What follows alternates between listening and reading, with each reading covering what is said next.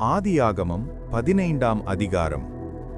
இந்த காரியங்கள் நடந்த பின்பு கர்த்தருடைய வார்த்தை ஆபிராமுக்கு தரிசனத்திலே உண்டாகி, அவர், ஆபிராமே, நீ பயப்படாதே, நான் உனக்கு கேடகமும் உனக்கு மகா பெரிய பலனுமாயிருக்கிறேன் என்றார். அதற்கு ஆபிராம், கர்த்தராகிய ஆண்டவரே, அடியேனுக்கு என்ன தருவீர்?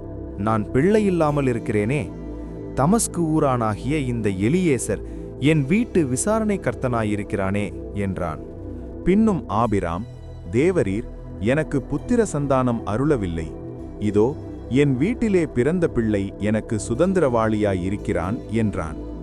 அப்பொழுது கர்த்தருடைய வார்த்தை அவனுக்கு உண்டாகி, இவன் உனக்கு சுதந்திரவாளி அல்ல, உன் கர்ப்ப பிறப்பாயிருப்பவனே உனக்கு சுதந்திரவாளியாவான் என்று சொல்லி அவர் அவனை வெளியே அழைத்து, நீ வானத்தை அண்ணாந்து பார், நட்சத்திரங்களை எண்ண உன்னாலே கூடுமானால் அவைகளை எண்ணு என்று சொல்லி, பின்பு அவனை நோக்கி, உன் சந்ததி இவ்வண்ணமாயிருக்கும் என்றார். அவன் கர்த்தரை விசுவாசித்தான், அதை அவர் அவனுக்கு நீதியாக எண்ணினார். பின்னும் அவர் அவனை நோக்கி, இந்த தேசத்தை உனக்கு சுதந்திரமாக கொடுக்கும் பொருட்டு உன்னை ஊர் என்கிற கல்தேயருடைய பட்டணத்திலிருந்து அழைத்து வந்த கர்த்தர் நானே என்றார். அதற்கு அவன், கர்த்தராகிய ஆண்டவரே, நான் அதை சுதந்தரித்துக் கொள்வேன் என்று எதினால் அறிவேன் என்றான். அதற்கு அவர், 3 வயது கிடாரியையும் 3 வயது வெள்ளாட்டையும் 3 வயது ஆட்டுக்கடாவையும் 1 காட்டுப்புறாவையும் 1 புறா குஞ்சையும் என்னிடத்தில் கொண்டு வா என்றார்.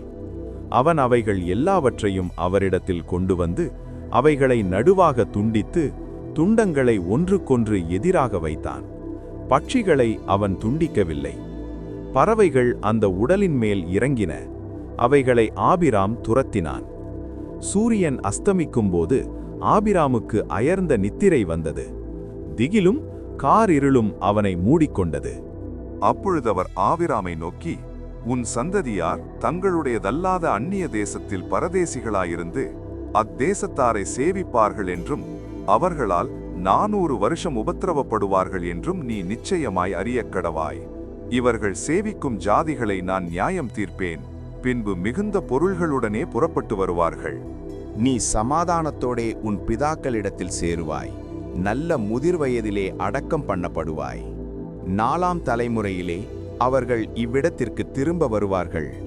ஏனென்றால் எமோரியருடைய அக்கிரமம் இன்னும் நிறைவாகவில்லை என்றார்.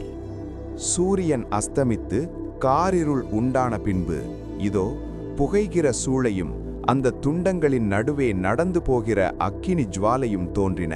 அந்நாளிலே கர்த்தர் ஆபிராமோடே உடன்படிக்கை பண்ணி, எகிப்தின் நதி துவக்கி ஐபிராத்து நதி என்னும் பெரிய நதி மட்டுமுள்ளதும் கேனியரும் கெனீசியரும் கத்மோனியரும் ஏத்தியரும் பெரியரும் ரெப்பாயீமியரும் எமோரியரும் கானானியரும் கிர்காசியரும் எபூசியரும் என்பவர்கள் இருக்கிறதுமான இந்த தேசத்தை உன் சந்ததிக்கு கொடுத்தேன் என்றார்.